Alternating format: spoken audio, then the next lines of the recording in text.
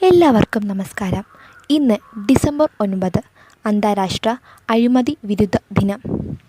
അഴിമതിക്കെതിരായുള്ള പോരാട്ടം പല കോണുകളിലും തുടരുമ്പോഴും സംസ്ഥാനത്തെ അഴിമതി കേസുകൾ ഭൂരിഭാഗവും കോടതികളിൽ കെട്ടിക്കിടക്കുകയാണ്. എന്താണ് അഴിമതി?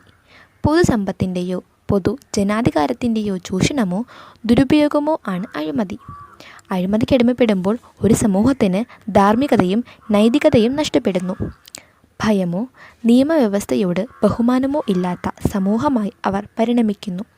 കൈക്കൂലി, സ്വജനപക്ഷപാതം, പൊതുസ്വത്ത് അപഹരിക്കൽ എന്നിങ്ങനെ വിവിധ രീതിയിലുള്ള അഴിമതികൾ ഉണ്ട്. അഴിമതി വിമുക്ത കേരളം എന്നത് സർക്കാർ നയമാണ്. ഇതിൻ്റെ ഭാഗമായി എല്ലാ സർക്കാർ, അർദ്ധ സർക്കാർ സ്ഥാപനങ്ങളിലും വിദ്യാഭ്യാസ മേഖലയിലും പൊതുജന പങ്കാളിത്തത്തോടെ അഴിമതി നിർമ്മാർജ്ജനം ചെയ്യുന്നതിനായി വിജിലൻസ് ആൻറ്റി കറപ്ഷൻ ബ്യൂറോ ഇപ്പോൾ വിവിധ പദ്ധതികൾ ആവിഷ്കരിച്ച് നടപ്പിലാക്കി വരികയാണ്. Proactive policy of zero tolerance to corruption എന്ന ആശയത്തിലധിഷ്ഠിതമായി ശക്തമായ നിലപാടുകൾ സ്വീകരിച്ച് ഒട്ടേറെ അഴിമതി വിരുദ്ധ പ്രവർത്തനങ്ങൾക്ക് ഇതിനകം തന്നെ തുടക്കം കുറിക്കാൻ കഴിഞ്ഞിട്ടുണ്ട്.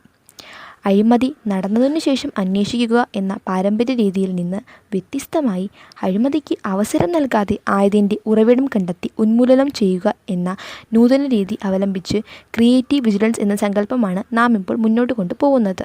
അഴിമതി വിരുദ്ധ സമൂഹത്തിനായി നമുക്ക് പ്രത്യാശിക്കാം. നന്ദി.